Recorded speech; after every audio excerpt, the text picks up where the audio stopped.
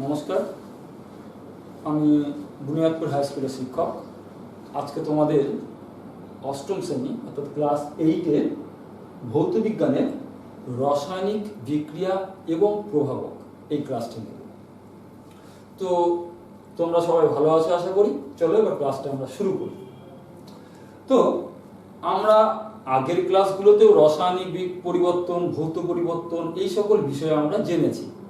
তো আজকে যেহেতু টপিকটা হলো রাসায়নিক বিক্রিয়া, তো রাসায়নিক বিক্রিয়া ব্যাপারটা কি একটু আমরা ঝালিয়ে নিই।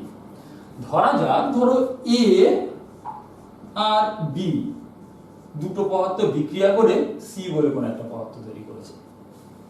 তারা কি করেছে? এ আর বি বিক্রিয়া একটা তাদের মধ্যে মিলেমিশে সি তৈরি করেছে।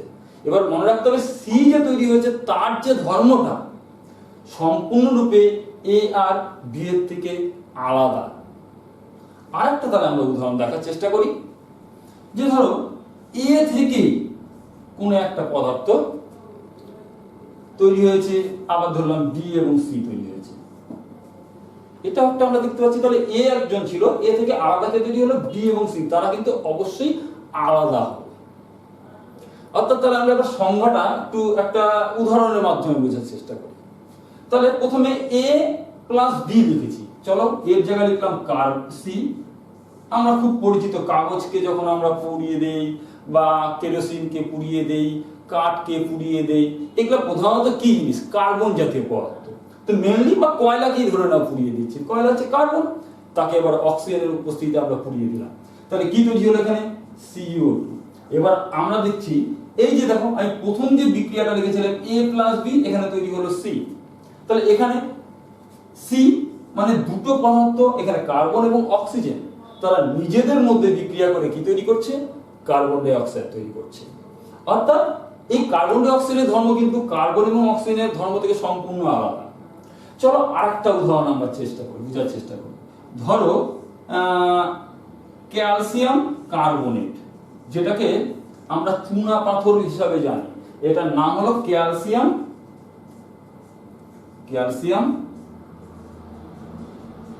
কি হলো? কার্বনেট। তো আমরা ডাক নামেও আমরা চিনি, এটার নাম হচ্ছে চুনা পাথর। সেই ক্যালসিয়াম কার্বনেটকে যদি হিট দেওয়া যায়, তো তাপ যদি আমরা দেই, এখান থেকে তৈরি হবে calcium oxide plus carbon die oxide তৈরি হবে। তো এখানেও দেখো এ থেকে, যেমন আমরা দেখেছিলাম এ থেকে বি প্লাস সি দুটো আলাদা পদার্থ তৈরি হলো, তার থেকে বেশিও তৈরি হতে পারে, দুটো হবে এমন হবে না, তিনটাও হতে পারে, তারা বেশি হতে পারে।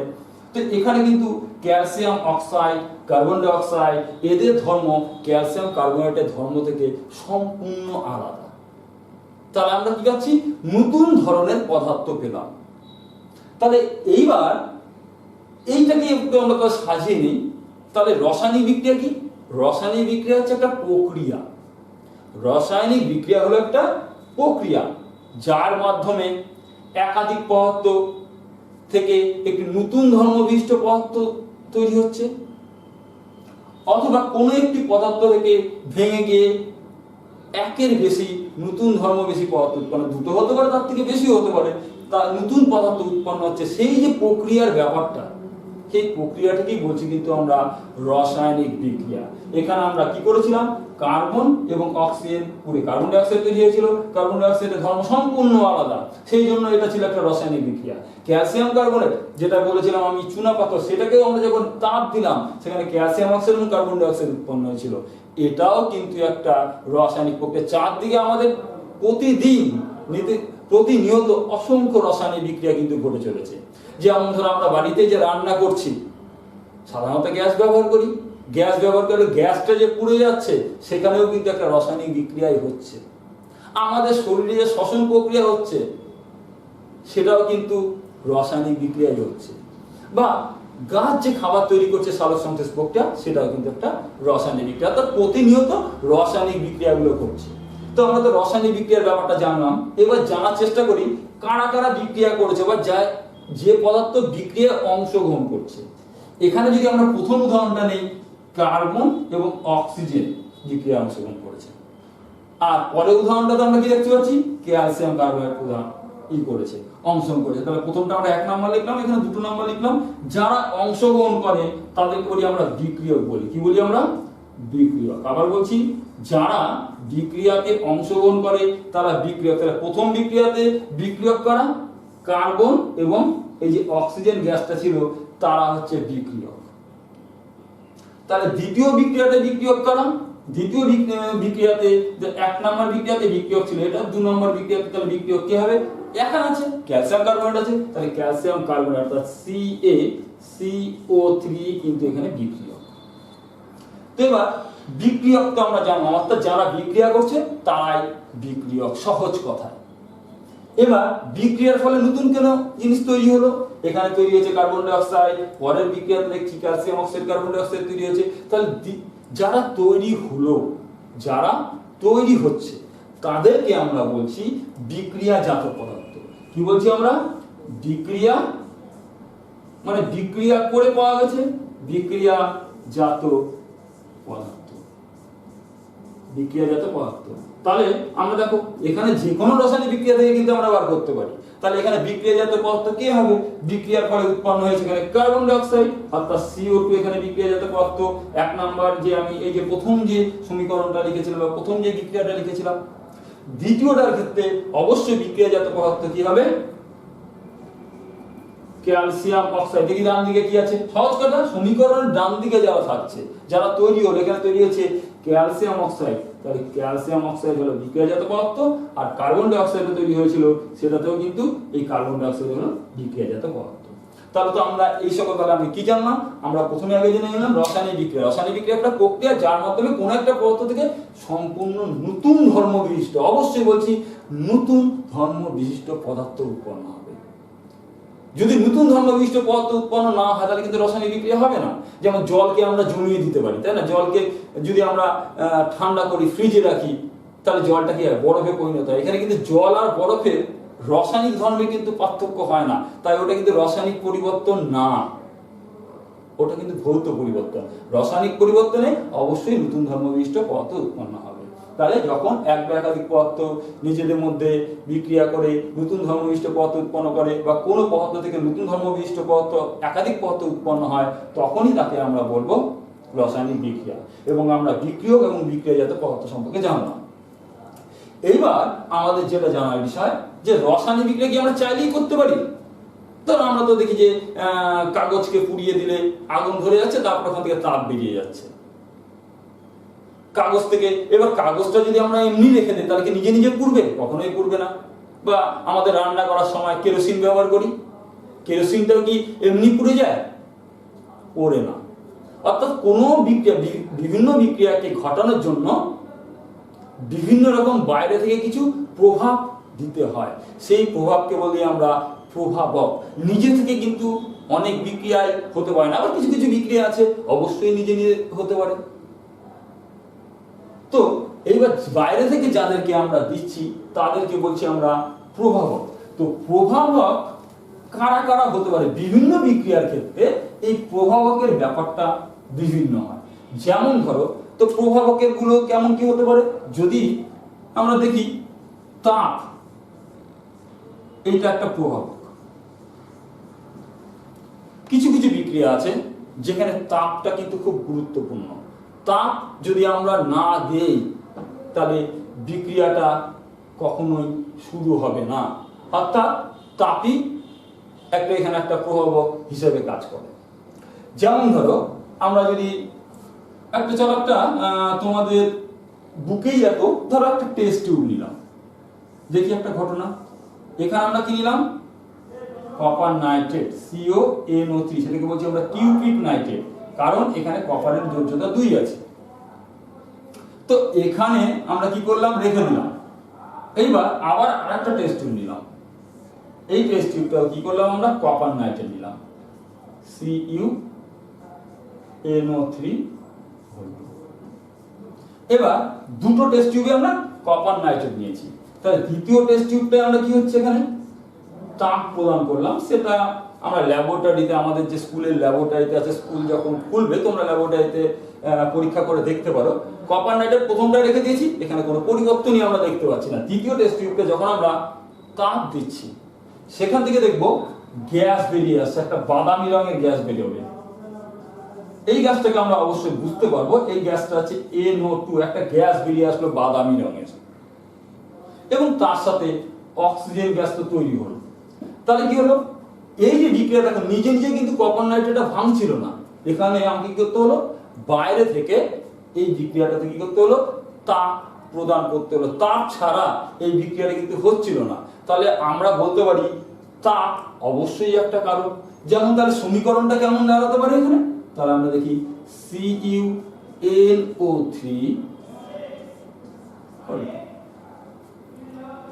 প্লাস একে যদি আমরা হিট করি তাহলে কি হয়ে গেল এখানে CuO কিউপিক অক্সাইড প্লাস NO2 অর্থাৎ বাদামি গ্যাস উৎপন্ন হলো, তার সাথে অবশ্যই অক্সিজেন গ্যাস তৈরি হচ্ছে। এই যে গ্যাসটা, এই গ্যাসটা আমাদের কি রঙের হয়, বাদামি রঙের হয়। আমরা বুঝতে পারবো একটা বাদামি রং। তাহলে কি হলো, বাদামি রঙের কি হলো, একটা গ্যাস তৈরি হলো। এই গ্যাসটার নাম হচ্ছে NO2 মানে নাইট্রোজেন ডাইঅক্সাইড। তাহলে এখানে আমাদের কি দিতে হয়েছিল, হিট। এই হিটকে আমরা এরকম ত্রিভুজের মধ্যে এটাকে বলে ডেল্টা, এই চিহ্ন ব্যবহার করে আমরা কি করতে পারি, ডেল এই জিনিসটা ব্যবহার করে আমরা এই তাপকে দেখাতে পারি। তাহলে এখানে আমাদের তাপ ছাড়া কিন্তু রাসায়নিক বিক্রিয়া হচ্ছিল না। তাহলে আমরা বলতে পারি এখানে তাপটা দরকার রাসায়নিক বিক্রিয়া ঘটানোর জন্য। বা এমনিও একটা আমরা যে কেরোসিনকে পোড়াচ্ছি বা কাঠকে পোড়াচ্ছি, কাগজকে পোড়াচ্ছি, সেখানেও কিন্তু প্রথমে আমাদের তাপ দিতে হচ্ছে, তারপর কিন্তু সে পুরো অক্সিজেনের সাথে বিক্রিয়া করছে। অক্সিজেনের সাথে বিক্রিয়া করেই তাহলেই কিন্তু সে তখন আবার নতুন করে অবশ্যই তাপ দিচ্ছে এবং কার্বন ডাই অক্সাইড গ্যাস বা অন্যান্য পদার্থ যদি থাকে সেগুলো তৈরি করছে। তাহলে এখানে আমরা প্রথমে জানলাম তাপ একটা প্রভাবক হিসেবে কাজ করে, যেটা বাইরে থেকে দিতে হয়। এবার পরেও যদি আমরা একই রকমের এক্সাম্পল কিছু দেখার চেষ্টা করি, তো ক্যালসিয়াম কার্বনেট, আমি কিন্তু একটু আগে রিঅ্যাকশনটা লিখেছিলাম, আমরা আবার সেই রিঅ্যাকশনটাকে লিখব CaCO3। এই রিঅ্যাকশনে যদি আমরা তাপ প্রদান করি তাহলে কি হবে, এটাকে চুনাপাথর বলেছিলাম আমি, সেখানে এখানেও তাপ দিলে এটা ভেঙে যাবে, CaO plus carbon die oxide gas উৎপন্ন হলো। তাহলে এইখানেও আমরা দেখলাম রাসায়নিক বিক্রিয়া ঘটানোর জন্য তাপ কিন্তু একটা গুরুত্বপূর্ণ প্রভাবক হিসাবে কাজ করে। তো এবার তাপ সম্পর্কে জানলাম এরকম। এবার পরের তাহলে আমরা প্রথম একটা প্রভাবক কি পেলাম, প্রথম প্রভাবক হিসেবে পেলাম তাপ। তাপ যে একটা রাসায়নিক বিক্রিয়া ঘটাতে পারে বা তাপ যে প্রভাবক হিসেবে কাজ করে সেটা আমরা জানলাম। এবার পরের প্রভাবকটা সম্পর্কে জানি, পরে আলো, দ্বিতীয় একটা প্রভাবক জানি আলো। এবার চলে আসি আলোতে।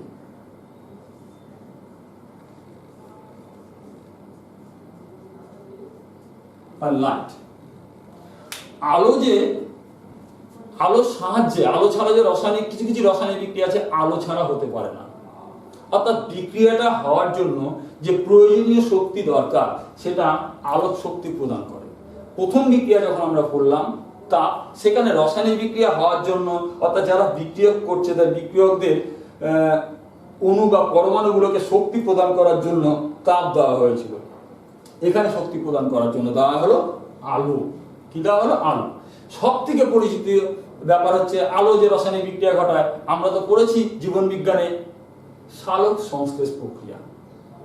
আমরা কি পড়েছি, সালোক সংশ্লেষ প্রক্রিয়ায়, সালোক সংশ্লেষ প্রক্রিয়া কি করছে, সবুজ উদ্ভিদ, তাই তো। সালোক সংশ্লেষ প্রক্রিয়ায় এখানে সালোক সংশ্লেষ এই যে প্রক্রিয়াতে সবুজ উদ্ভিদ তার ক্লোরোফিল যুক্ত কোষে সূর্যালোকের উপস্থিতি, ওখানে কিন্তু অবশ্যই পড়েছিলেন কার উপস্থিতিতে, সূর্যের আলোকের উপস্থিতিতে রাসায়নিক বিক্রিয়া করে গ্লুকোজ জাতীয় খাদ্য তৈরি করে। কি তৈরি করে, গ্লুকোজ জাতীয় খাদ্য তৈরি করে। তাহলে এখানে কি হচ্ছে, আলো কিন্তু একটা প্রভাবক, বিক্রিয়া করার জন্য যে শক্তিটা দরকার সেটা পাচ্ছে হচ্ছে আলো থেকে। তাহলে এখানে কি ছিল, 6 অণু কার্বন ডাই অক্সাইড তাদের মধ্যে রিঅ্যাকশন করেছিল, 6 অণু জল তাদের মধ্যে রিঅ্যাকশন করেছিল। এখানে যে গ্লুকোজ তৈরি হয়েছিল সেটা C6H12O6 প্লাস 6O2। এটা হচ্ছে সরলীকৃত সমীকরণ। সমীকরণটা আর একটু অন্যভাবে থাকে, 6 carbon dioxide 12H2O6 H2O6 plus 6O2 plus 6H2 এরকম থাকে, সেটা সরলীকৃত করলে আমাদের সমীকরণটা হচ্ছে এইভাবে দাঁড়ায়। তো এখানে আমাদের কি লিখতে হবে? সূর্যালোক। উপরে তাহলে আমরা কি লিখবো? সূর্যালোক।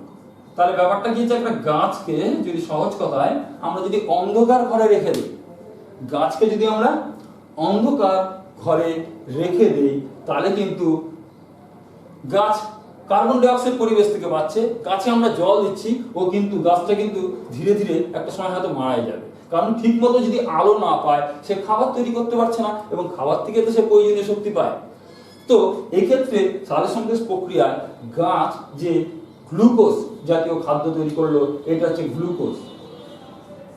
গ্লুকোজ জাতীয় যে খাবারটা তৈরি করলো, সেখানে কিন্তু সূর্যালোক অবশ্যই দরকার।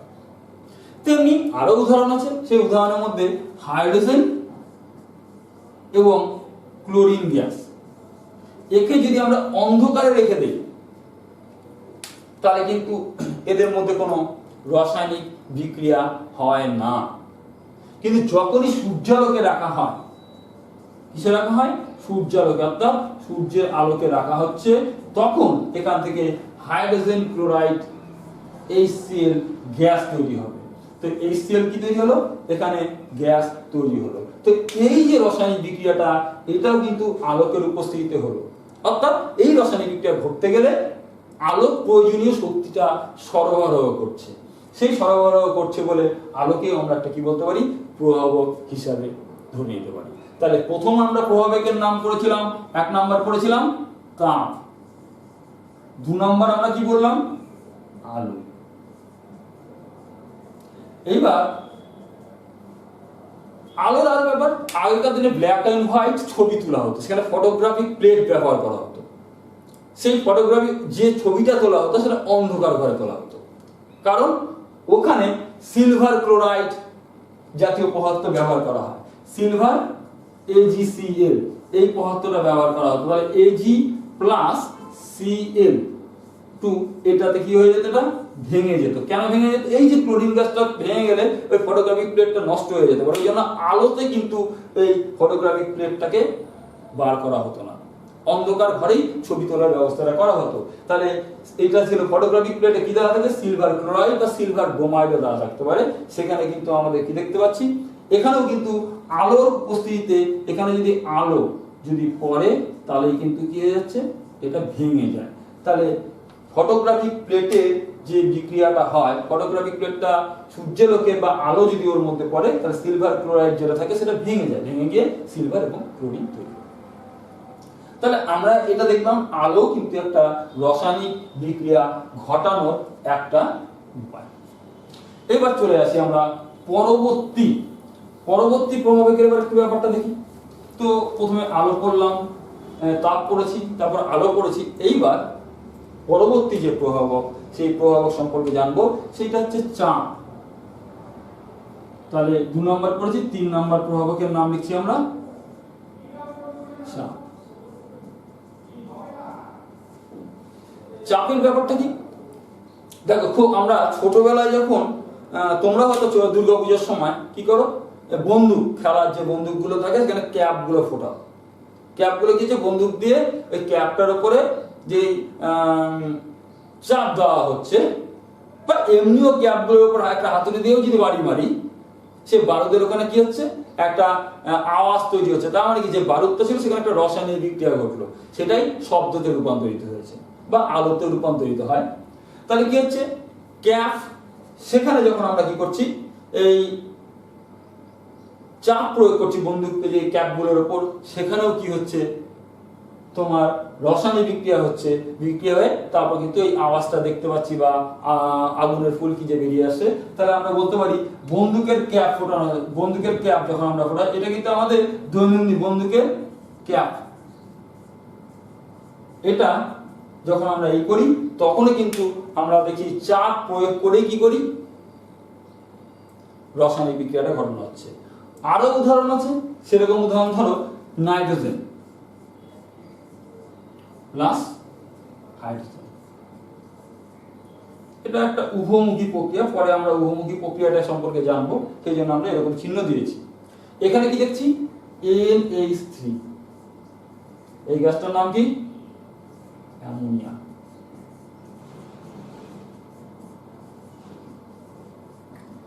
এই বিক্রিয়াটা করার জন্য তাহলে এখানে তো এখানে কি দাঁড়ালো, এই বিক্রিয়াটা করার জন্য অন্যান্য প্রভাবক তো কাজ করে, তার সাথে আরেকটা যেটা কাজ করে চাপ। এখানে যে চাপটা প্রয়োগ করা হয় সেই চাপটা 200 atm। atm মানে বায়ুমণ্ডলীয় চাপ, অ্যাটমসফিয়ার। এই চাপ প্রয়োগ করলে বা তার থেকে কম বেশি 200 এর থেকে প্রায় বেশি চাপটা যদি প্রয়োগ করা হয়, সেই চাপের পরিমাণ দিলেই নাইট্রোজেন আর হাইড্রোজেন তাদের মধ্যে বিক্রিয়া করতে পারে। আবার বলছি, নাইট্রোজেন এবং হাইড্রোজেন বিক্রিয়া করে যখন অ্যামোনিয়া তৈরি করা হচ্ছে, তখন বায়ুমণ্ডলীয় চাপ 200 অ্যাটমসফিয়ার অর্থাৎ 200 বায়ুমণ্ডলীয় চাপের বেশি চাপ এখানে কিন্তু প্রয়োগ করে রাসায়নিক বিক্রিয়াটা ঘটানো হয়। এই বিক্রিয়াতেও তাপ কিন্তু একটা ফ্যাক্টর। তাপের এখানে একটা তাপের ব্যাপার, 450 থেকে মোটামুটি 500 ডিগ্রি এই তাপটাকে কিন্তু রাখা হয়। এখানে তাপটাও ফ্যাক্টর। যাই হোক, আমরা যেখানে চাপের কথা আলোচনা করছি এইখানে, সেই জন্য আমরা চাপটা হচ্ছে কতখানি প্রয়োগ করা হচ্ছে, 200 অ্যাটমসফিয়ার বা 200 বায়ুমণ্ডলীয় চাপ প্রয়োগ করে অ্যামোনিয়া গ্যাস তৈরি করা হচ্ছে। তো এই যে বিক্রিয়াটা গেল, এখানে কিন্তু চাপ হচ্ছে তাহলে রাসায়নিক বিক্রিয়া ঘটাতে সাহায্য করে। প্রয়োজনীয় শক্তিটা বিক্রিয়া হওয়ার জন্য কে প্রদান করছে? চাপের মাধ্যমে এখানে প্রদান করা হচ্ছে।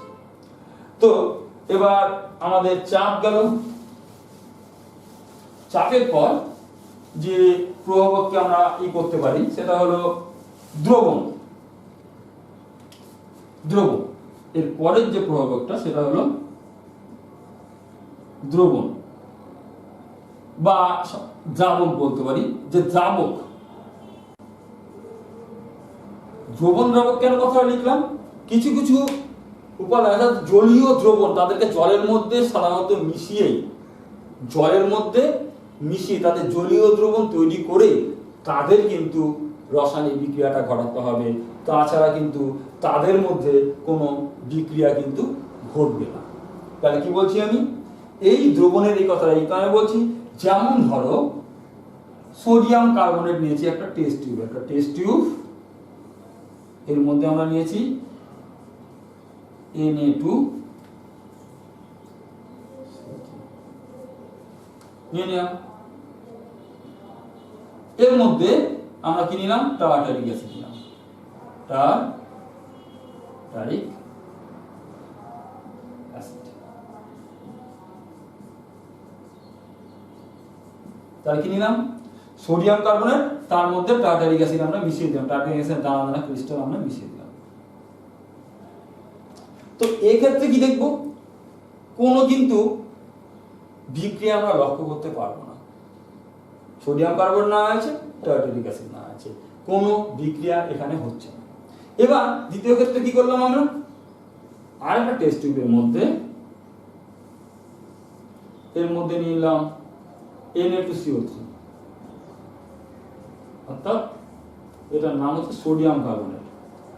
সোডিয়াম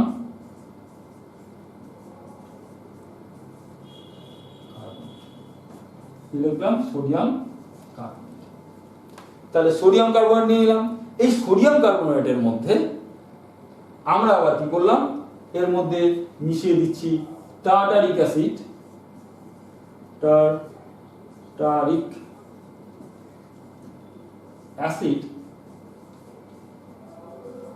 আর জল মিশিয়ে দেবো। কি মিশিয়ে দেবো? জল। তাহলে কি এইবার দেখবো আমরা এদের মধ্যে বিক্রিয়া হচ্ছে। তাহলে প্রথমটাতে কিন্তু আমরা জল মিশাইনি, মিশিয়েছি কি টার্টারিক অ্যাসিড আর সোডিয়াম কার্বনেট ছিল, তাদেরকে মিশিয়ে দিয়েছিলাম, এখানে কোনো বিক্রিয়া হচ্ছে না। পরের ক্ষেত্রে আমরা কি এক্সট্রা করে অ্যাড করলাম? জলটা অ্যাড করেছি, অর্থাৎ জলটাকে যোগ করেছি। জল যেই যোগ করছি সেখানে কি হচ্ছে? জল যোগ করাতে এখানে দেখবো এদের মধ্যে আবার সোডিয়াম কার্বনেট এবং টার্টারিক অ্যাসিডের মধ্যে বিক্রিয়া হচ্ছে।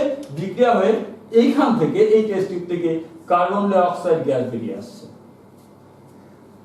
কোন গ্যাস বেরিয়ে আসছে? কার্বন ডাই অক্সাইড গ্যাস বেরিয়ে আসছে। অর্থাৎ আমরা বলতে পারি এখানে জল দ্রাবকটা বিক্রিয়া ঘটাতে সাহায্য করে, অর্থাৎ জলীয় দ্রবণ ছাড়া কিন্তু এক্ষেত্রে তারা বিক্রিয়া করতে পারছে না। তাহলে এই উদাহরণে আমরা বলতে পারি জল একটা প্রভাবক, মানে জলের উপস্থিতিতে যেহেতু রাসায়নিক বিক্রিয়াটা ঘটলো। এইবার যদি আমরা আরো উদাহরণ নিতে পারি, যেমন সিলভার নাইট্রেট, এই জলীয় দ্রবণ নিলাম সিলভার নাইট্রেট AgNO3, সিলভার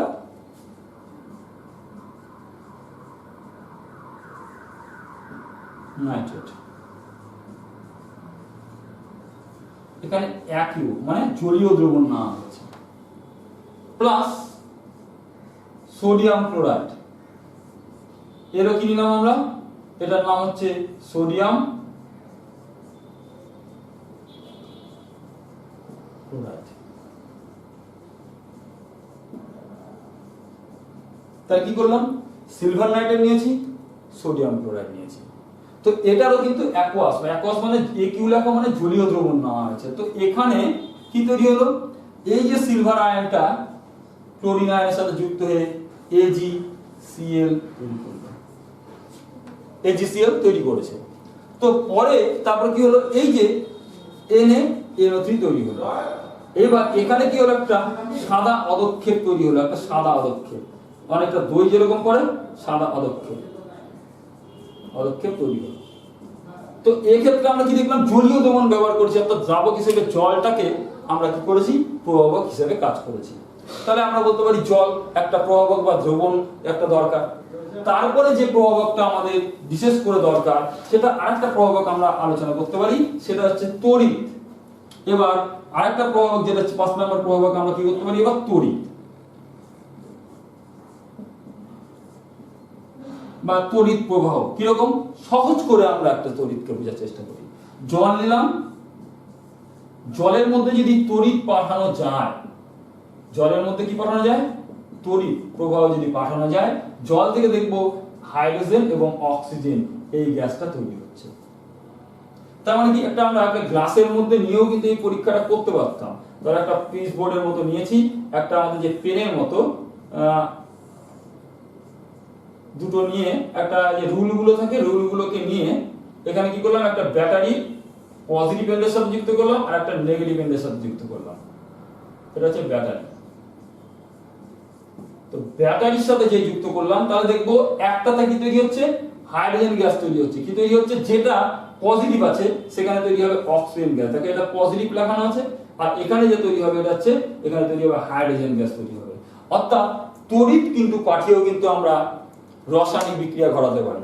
তেমনি সোডিয়াম ক্লোরাইড NaCl এর যদি জলীয় দ্রবণ নেই, এর মধ্যে তৈরি বিশেষ করে সোডিয়াম এবং ক্লোরিন এই গ্যাসটা উৎপন্ন হবে দুটো তড়িৎ দ্বারা। এর মধ্যে কি পাঠাতে হচ্ছে, এখানে তড়িৎ প্রবাহ পাঠাতে হচ্ছে, তড়িৎ কি পাঠাতে হচ্ছে, তড়িৎকে পাঠানো হচ্ছে। তো ব্যালেন্স করার জন্য 2 আর 2Na। তো এখানে কি হলো, আমরা দেখলাম তড়িৎও কিন্তু রাসায়নিক বিক্রিয়ার একটা প্রভাব হিসাবে কাজ করে। তড়িৎ এক্ষেত্রে প্রয়োজনীয় শক্তি দেয়। তড়িৎ প্রবাহ দিয়ে যে আমরা ইলেকট্রোপ্লেটিং, দেখো লোহার জিনিসগুলো মরিচা পড়ে যায়, ওই জন্য ওর উপর আমরা অনেক সময় কি করি, নিকেলের আস্তরণ দেওয়া হয়। এটা কি পদ্ধতিতে, তড়িৎ প্রবাহ পাঠিয়ে দেওয়া হয়। যেগুলা যে ধাতুগুলো নষ্ট হয়ে, যেমন লোহা রেখে দিলে মরিচা পড়ে যায়, তাকে আকর্ষণীয় করার জন্য বা রক্ষা করার জন্য দেখবেন নিকেল দিয়ে সাইকেলের বেলগুলো আমরা দেখি, তার কি হচ্ছে একটা স্টিলের মতো কালার, এটা কার কালার, নিকেল ক্রোমিয়াম, এদের কি আছে প্রলেপ দেওয়া হয় লোহার জিনিসকে রক্ষা করার জন্য। এটা এই তড়িৎ প্রবাহের অনেক আমাদের বাস্তব ক্ষেত্রে অনেক প্রয়োগ করা হয় এই ব্যাপারটা। তো এক্ষেত্রে আমরা আজকে যা শিখলাম, কাকে রাসায়নিক বিক্রিয়া কাকে বলে, এবং রাসায়নিক বিক্রিয়ার বিভিন্ন যে প্রভাবক, সেই প্রভাবকগুলোর নামগুলো সম্পর্কে জানলাম। রাসায়নিক বিক্রিয়া যারা অংশগ্রহণ করছে, রাসায়নিক বিক্রিয়া সহজ করে আমরা বলি রাসায়নিক বিক্রিয়া নতুন পদার্থ উৎপন্ন হবে, তারই রাসায়নিক বিক্রিয়া। এবার যারা রাসায়নিক বিক্রিয়ায় অংশগ্রহণ করছে তাদেরকে আমরা বলেছিলাম বিক্রিয়ক, আর যারা তৈরি হলো তাদেরকে বলবো আমরা বিক্রিয়াজাত পদার্থ। এবার রাসায়নিক বিক্রিয়া নিজে নিজে হয় না, বেশিরভাগ ক্ষেত্রে আমাদের বাইরে থেকে কিছু না কিছু প্রভাবক প্রয়োগ করতে হয়। সেক্ষেত্রে প্রথমে প্রভাবক ছিল তাপ, আমরা দেখেছি তাপ প্রয়োগ করে রাসায়নিক বিক্রিয়া আমরা কিউপ্রিক নাইট্রেটকে উত্তপ্ত করে বাদামি রঙের নাইট্রোজেন ডাইঅক্সাইড গ্যাস পেয়েছিলাম। এখানে তাপ ছাড়া কিন্তু রাসায়নিক বিক্রিয়াটা হচ্ছিল না, আমরা দেখলাম। তারপরে ছিল আলো, সেটা সালোক সংশ্লেষ প্রক্রিয়ার মাধ্যমে আলোর মাধ্যমে কি হয়েছিল, সালোক সংশ্লেষ প্রক্রিয়াতে খাদ্য তৈরি করছে, এখানে আলো প্রভাবক হিসেবে কাজ করেছিল। আলো কি করেছে, প্রয়োজনীয় শক্তি প্রদান করেছিল। পরের ক্ষেত্রে তারপর দেখলাম চাপ, বন্দুকের ক্যাপের কথাটাই আমরা সহজ করে দেখলাম, চাপ প্রয়োগ করে সেটা ফেটে যায়, তার মানে চাপটা এখানে প্রয়োজনীয় শক্তি দিচ্ছে। তারপর কিছু কিছু ক্ষেত্রে কি হলো, দ্রাবক অর্থাৎ জলীয় দ্রবণ ছাড়া কিন্তু টার্টারিক অ্যাসিড সোডিয়াম কার্বনেটের সাথে বিক্রিয়া করছিল না, তাহলে এই ক্ষেত্রে দ্রাবক হিসাবে জলটা প্রভাবক হিসাবে কাজ করেছে। এবং পরবর্তীকালে আবার আরেকটা দেখলাম তড়িতের মাধ্যমে রাসায়নিক বিক্রিয়া ঘটানো যায়, এটা জলের মাধ্যমে তড়িৎ প্রবাহ পাঠিয়ে হাইড্রোজেন এবং অক্সিজেন গ্যাস তৈরি করেছে, তাহলে তড়িৎ একটা প্রভাবক। আজকে আমরা প্রভাবক হিসেবে জানলাম, পরবর্তী ক্লাসে আমরা অনুঘটক, জৈব অনুঘটক এই সকল ব্যাপারগুলো সম্পর্কে জানবো। তোমরা এই সকল পড়াগুলো ভালোভাবে মন দিয়ে করবে। ভালো থাকো।